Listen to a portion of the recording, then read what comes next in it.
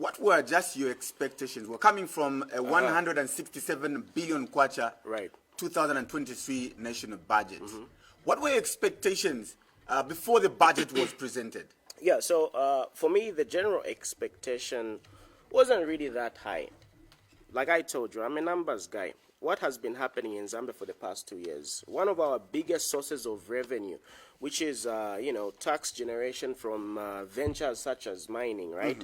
We had one of our biggest mines, KCM, on provisional liquidation, So we had this whole situation with regards to the, liquidation etc. And our revenues were obviously halted and we couldn't generate as much as we could have. Of course, if you take a look at the Zambian budget and most budgets here in Africa, they are propelled by other third parties, for lack of a better word. So, generally speaking, if you would ask me, I haven't been impressed with the Zambian budget since I was born. And for context, I was born in 1991. Let me explain. Since then, you've never been impressed with any budget. Since I was 2 months old, I haven't been impressed with the Zambian budget. Let me explain. All right. Let me explain. That's a very statement. That's a very strong statement. It is a very strong statement, and I've got reasons why I'm saying this, and I'll continue saying this. Number one, if you take a look at the budget of Zambia and many African nations, who funds most of it? Who funds most of it? So, if your neighbor is helping you come up with a budget, number one, you should worry about your wife and your daughters. You get my point? So, going back to 1991 and how I have not been impressed with the Zambian budget, take a look at our fiscal and monetary policies. Who influences those? Last year, or rather the previous budget, we had CDF, which was allegedly, or it was actually increased a lot. Why was that done? It has been increased as well. How does that affect the economy? Okay, so coming back to our fiscal and monetary policies, this is what I'm mostly trying to concentrate on, and why our budget is affected by third-party funders. Because these third-party funders, such as the IMF and some other people that I wouldn't like to mention for my safety, please, they affect how we do certain things. And if you look at actual progress and progressive movement from one stage to another, especially as a developing nation, right? Certain fiscal and monetary policies are supposed to be implemented. So getting back to KCM and how it affected our economy. Number one, a lot of people have been saying that Munyu Don government impi ashari shupo okusangwa. Do you know why that is? KCM and a lot of its contractors, a lot of them were not paid. Why weren't they paid? Because of the situation that they had, the provisional liquidation. Certain things couldn't happen, so the money wasn't flowing in the economy.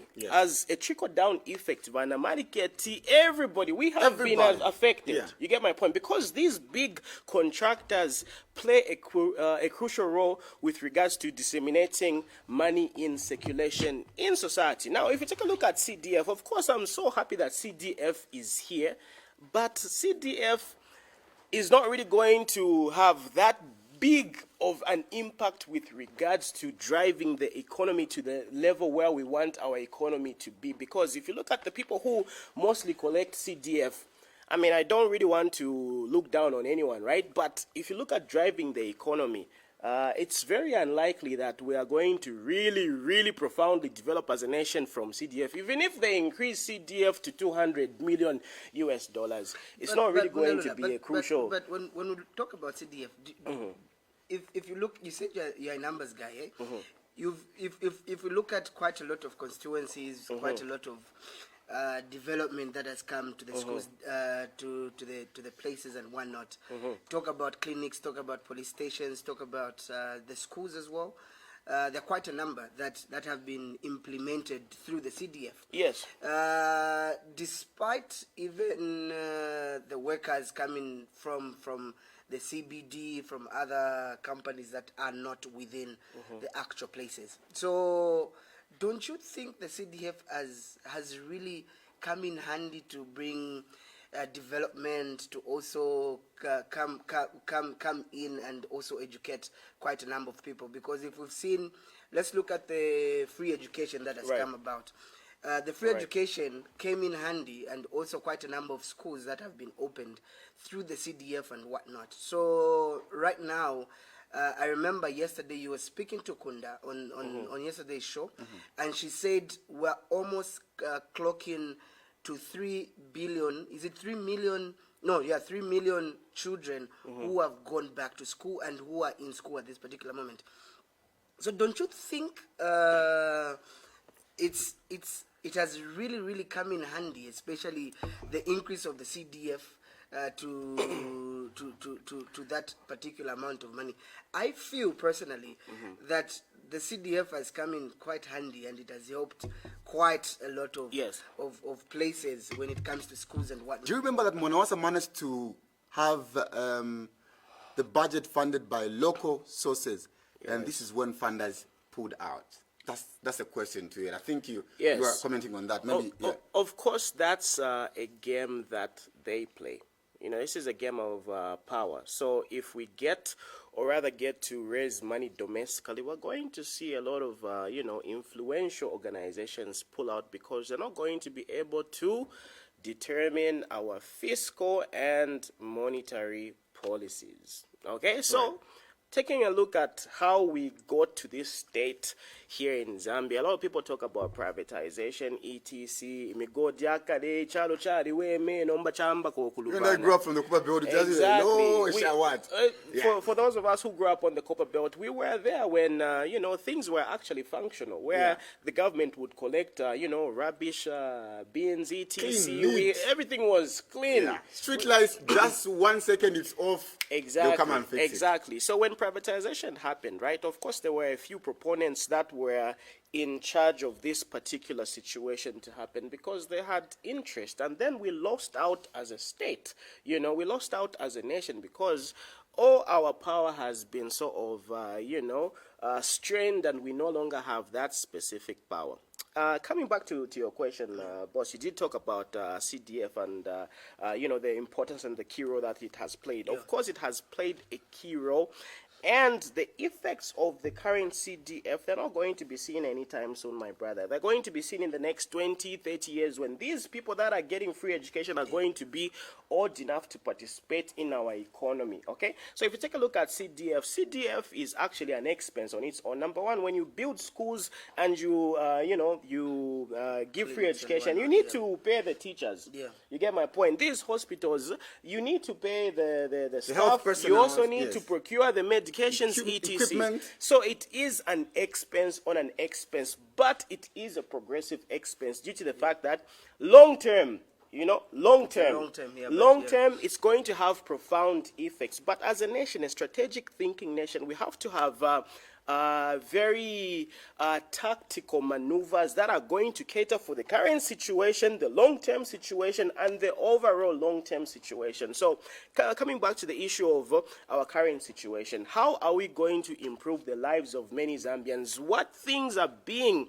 propelled or pushed in the budget that are going to bring about the much-needed development? Number one, there's a high cost of living. Why do we have a high cost of living?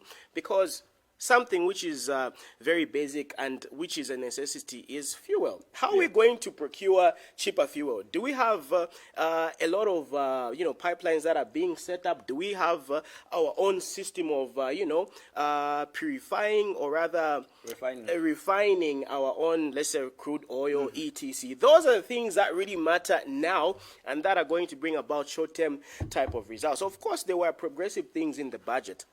I heard the finance minister, talking about the lithium factory which is going to be implemented. Right now, it's still on paper, but it could be. In Southern Province, in Mapatiza, there's a lot of lithium. A lot of lithium. Actually, Zambia is endowed with a lot of mineral resources. We just talk about copper. There's amethyst, which is, fetching a lot on the international markets. We've got emeralds, which are very, very, highly sought after. And not only that, Zambia has the best grades in the world. Exactly, after Colombia, Brazil, etc. So why do we just talk about copper? And are we teaching our citizens to participate in mineral generation? A lot of us from the copper belt, such things like quartz. Twaletobera kwembwa quartz bakamba na tupepeke embwa tolera kanshi quartz bakamba ni quartz ile mwala shira kwembwa but ama Chinese visa but if you want to bamba no kustisha but they export. So why don't we have predefined actions that really cultivate the citizens to be active participants in our economy? We do not want a budget which is mostly funded by other people, because these other people are going to be able to dictate what we're going to be doing. And why are we having a lot of money being given to CDF? Remember what I was talking about. Our fiscal and monetary policies are being affected because they know that this is not really going to be a major factor in driving our economy in the current state. It's just going to be an expenditure which is going to draw us back into more and more debt. But we obviously saw the debt restructuring. So on this one, I'm going to be lenient with the UPND New Dawn government, because obviously coming from where we are coming from, right, we were in a mess. Why would you be so lenient with this government? Because they inherited a not so user-friendly economic welfare of the nation. But that, I'll Yes. tell you, not to speak on it, but that has been a debate. Those coming from the corridors, those that walk the corridors of authority and power previously, they argue that. But So they'll ask you, which bad economy did we live? Which bad, Zambia did we live? so let me give you a practical example. Keith, let me say that there's person X, right? Yeah. Person X comes from a very poor background. The parents didn't do much. They didn't build a house. They didn't have the basic necessities. And then there's also person Y who comes from a good background. The parents worked very hard. They had networks. They had businesses.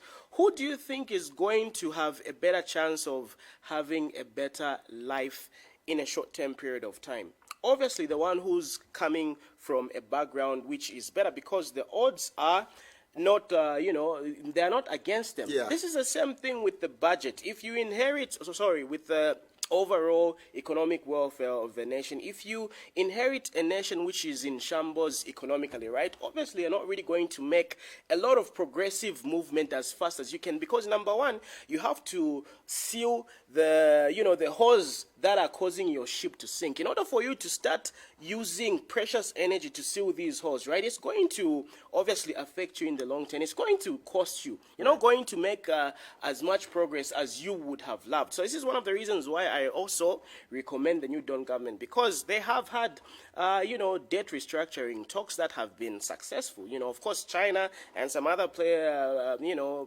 sources, we still need to finalize and make sure that everything is solved. But this is progress, and this is going to affect us long term. Right. So at least they took those basic steps that really help us to do better in the future. So in order for us to solve the economic issues, we have to solve what the previous people did and the bad situations they left us in. Then we make gradual progress. So it's up to us, the citizens, to now make sure that in the future we do not further sink, underwater, and we do not have any more holes to mend, because it's just going to be next government after the next. This one comes, they do a lot of damage, and then we have to go back, seal every hole, and then we make progress. So it's up to us, the citizens, to make sure that we do not let the New Dawn government retrogress us, because we need to be progressive. So how do we get to be progressive? First of all, sealing all the loopholes, all the bad things that happened, and make sure that we've got good economic policies that will further the progress of Zambia in a progressive manner. Very beautiful. Before, I think because we're pretty much highlighting and making these comments of what's in the budget, but with the theme, in case somebody is just getting to join us, they missed out on the presentation. Next year's budget has been themed as unlocking economic potential. Just on that, and looking at the current status of Zambia's economy, how is that speaking? Is it a timely theme? How is that speaking to what Zambia desire? Yes, so obviously our desire, and judging from the theme of our budget, right, we're tapping into the future, which is something that shows that we've got vision. So getting back to what I earlier said, how are we going to unlock this future potential? Because potential is merely a probability. It is untapped. Yeah. Potential is here and it's not there. So what are we doing right now that is going to ensure that our potential is going to be unlocked? In order for you to unlock something, right, you need the proper key and you also need the right lock, actually. So what are the proper keys to unlocking our economic potential? By obviously making sure that the economy is stimulated. How are we going to stimulate the economy? Pay the contractors. Let the money flow in our, society, in circulation. You know, make sure that people have got cheap, accessible necessities such as fuel. When there's cheap, accessible, affordable fuel, people are going to be doing business. People are going to be traveling all over the country. We need roads. We need feeder roads. We also need to also ensure that the agriculture sector is promoted and highlighted and really stimulated. How do we get to do that when there's deforestation, Keith? Deforestation is affecting Lusaka. It's affecting Zambia. The rate at which our rainfall is, coming in, the frequency is really depreciating. So if we're going to be having situations where there's massive deforestation because there is electricity deficit, right? Our farmers, how are they going to be farming, Brother Keith? How are we going to be farming then if we don't have any rain? Now the government has to invest in funding them and making sure they've got irrigation systems. And if you look at the landscape of Zambia, right, not all places in Zambia have got the capability to be stimulated with external factors such as promoting the irrigation system. So we need to go back to the basics. Let's promote the issue of planting of trees so that we can have very consistent rainfall. When we have this, there's going to be the agriculture sector, which is going to be booming, and we're going to obviously get to stimulate the economy. Quite a lengthy one, but let me get just how you are getting to interpret the budget. The budget thing.